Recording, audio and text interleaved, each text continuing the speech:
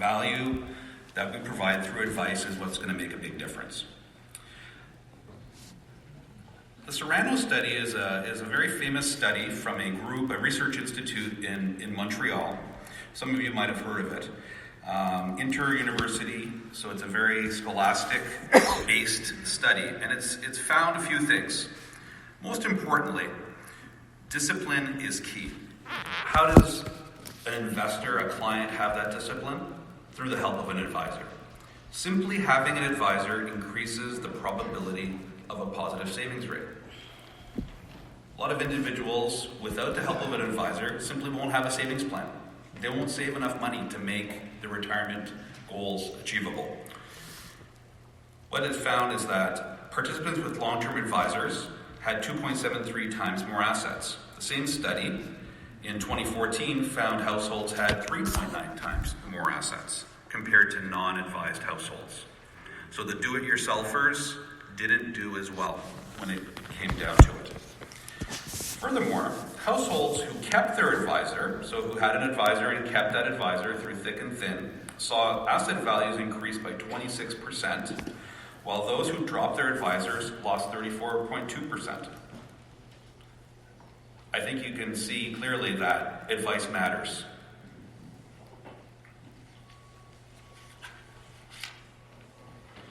Let's go through an illustration from Morningstar, the mutual fund ratings company out of the US, who have gone through some rigorous study to actually quantify through numbers what an advisor could potentially add in terms of value to a client relationship.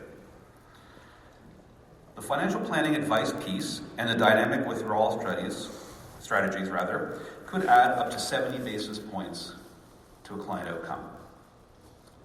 Asset class selection, allocation, and product selection, another 67 basis points. Tax-efficient withdrawal ordering, 23 basis points. And asset location, what assets to put in an RSP versus non-registered versus TFSA, another 23 basis points. So the total advisor value in this Morningstar analysis is upwards of 1.59% a year.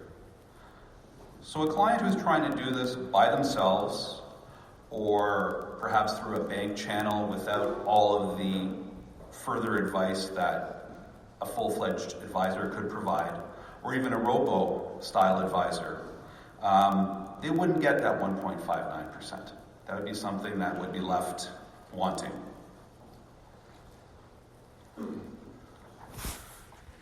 Here's another illustration of the value that advisors provide. This time from Vanguard, which is a little bit surprising because I think we're all aware that Vanguard is a behemoth in the US who've made their name really through index investing, low-cost investing, and they're one of the big drivers of fee compression, both in Canada and the US, and they're helping bring down costs to investors. A lot of their clients are do-it-yourself investors, but they've actually come out and shown that advisors do provide some tangible benefits. Let's run through this example. In relation to the average client experience, cost-effective implementation, so finding cheap investments, 40 basis points could be added. The asset location, anywhere from 0 to 75 basis points. In terms of wealth management, the rebalancing, buying low, selling high, managing risk, 35 basis points could be added. The spending strategy or withdrawal order, what bucket of money to withdraw on first in terms of retirement income planning, 0 to 110 basis points. And the biggest one of them all, behavioral coaching. It's the guidance, 150 basis points. So I think a lot of advisors, a lot of clients discount what the advisor guidance can mean to a relationship in terms of its outcomes. It's a very important part of it. Being left to your own emotional decisions when times are either good or bad can lead to bad outcomes. So I think the advisor of the future needs to quantify their value. Most research focuses on value around a portfolio, but advice on income and estate planning and insurance can have a big impact. I would argue the biggest value a planner provides is behavioral and support to implement the recommendations. It might make sense to create a value log where action equals a certain dollar value that you can present to your clients from time to time, just to show what you're doing and what that translates to in terms of outcome.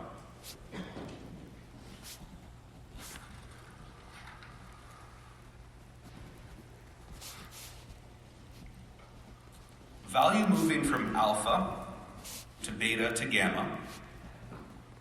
It's all Greek this morning. Value add of an advised relationship. Security selection is known as alpha, and it is the value created by an active manager compared to a passive portfolio. So a portfolio manager who manages a mutual fund is an example of an active manager compared to a S&P TSX index fund or an S&P TSX ETF, which is a passive portfolio. So the potential outperformance of an active manager compared to a passive portfolio is up to 65 basis points. The portfolio construction, known as beta, is maximizing the expected return for a given amount of risk, matching individuals' holistic risk profile to their risk tolerances, their objectives, and investing and divesting in a tax-efficient way. That could add anywhere up to 100 basis points, plus or minus. And the big daddy of them all is advice, the gamma. Saving enough for retirement. Avoid moving in and out, buying at the wrong time, selling at the wrong time, out of markets, with the emotions. We all know how emotions can grab hold. As soon as the market goes down, the phone starts ringing, right? Using insurance to protect against risks, minimizing risks, and just having that financial peace of mind.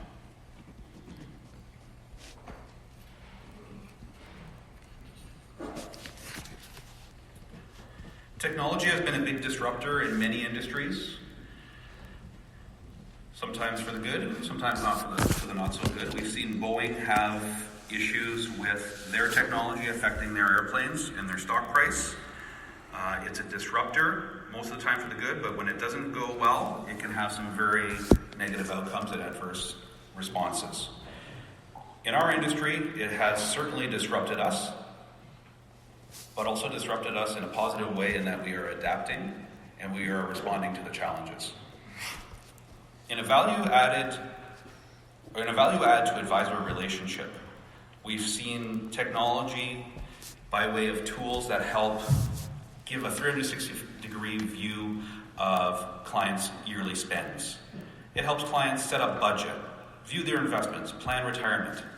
So there are institutions out there which will aggregate all of a client's financial assets, all of their liabilities from different institutions so that they have a full top-down view of everything that they have. We're also able to digitalize services traditionally offered by advisors. The self-directed investing, the discount brokers out there, the online free financial planning tools, the Yahoo Finance, the robo-advice from the robo-advisors. Technology also helps us improve the efficiency of core processes, portfolio management tools that rebalance on a regular basis, tools that help automate clearing and client confirmations, and aggregation of portfolio reporting from multiple sources, specifically with regards to unified managed accounts, where accounts are managed by separate managers, different institutions. There's an overlay manager who has strategies to rebalance and allocate funds. So technology is definitely transforming our business.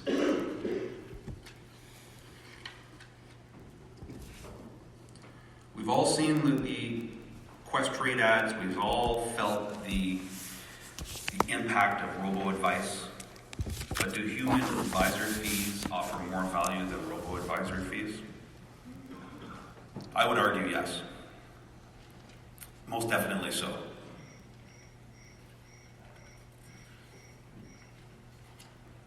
Let's work through a case study.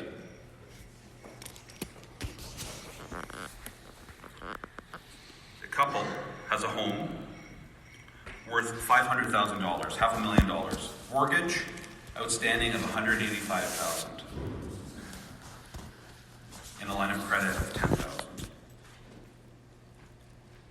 RSP of $300,000.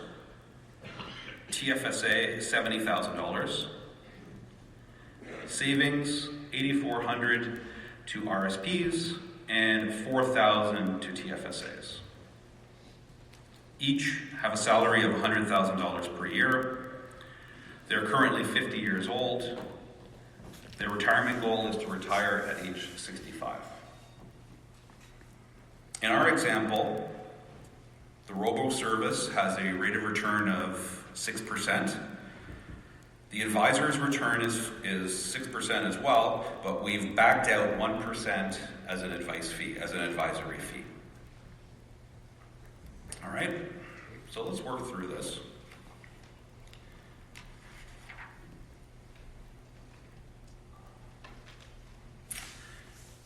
In our example, we're continuing to save at the current rates. We're paying down the mortgage and the line of credit.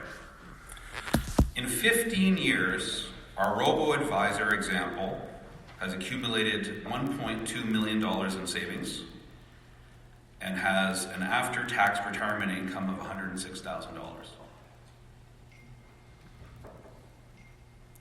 So, a pretty good outcome, right?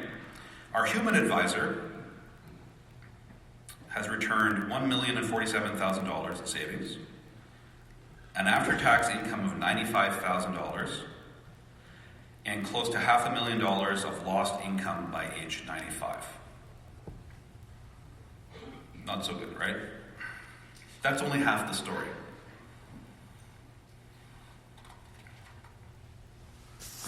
Since the human advisor, everyone in this room, charged the 1% for advice, we need to incorporate it into the client relationship, into the strategies, into what we're doing on a day-to-day basis over the course of the client's lifetime. So, the human advisor, upon sitting down with his client, pointed out that their marginal tax rate is higher now than in retirement. So, why not contribute to an RSP versus TFSA? This would present a better after-tax result. Take that $14,000 times 2 that each were putting into their TFSAs and contribute that to an RSP today. This would create a tax refund of approximately $10,000. Use that and pay off the line of credit, so eliminate some debt. Then, human advisor would suggest to take the old payment of $500,000 that was going to service the line of credit and put that towards the RSP. And the $2,000 from the TFSA contribution that we're not contributing to presently. A painless way to increase the value of wealth over time is to index retirement savings to the interest rate. So every year you're saving a little bit more than you were the year before. Use the RSP tax savings to pay down the mortgage on a lump sum basis. You'd be shortening the amortization, from 12 years to 8 years. After the mortgage is paid off 4 years sooner, the human advisor recommends the payment money be used to increase RSP contributions. So, adding cash flow, increase RSP contributions. Take that tax refund after mortgage paid off and start contributing that again to the TFSA. So, final recommendation, couple could use the tax refund from the RSP to make tax refund from RSP to make final TFSA contributions. So when we look at it through the lens of this snake, we'll run the numbers again and ask the question, did the 1% paid to the human advisor offer good value? So from our first example, we see that the robo-advisor produced $1.2 million in savings, after-tax retirement income of $106,000.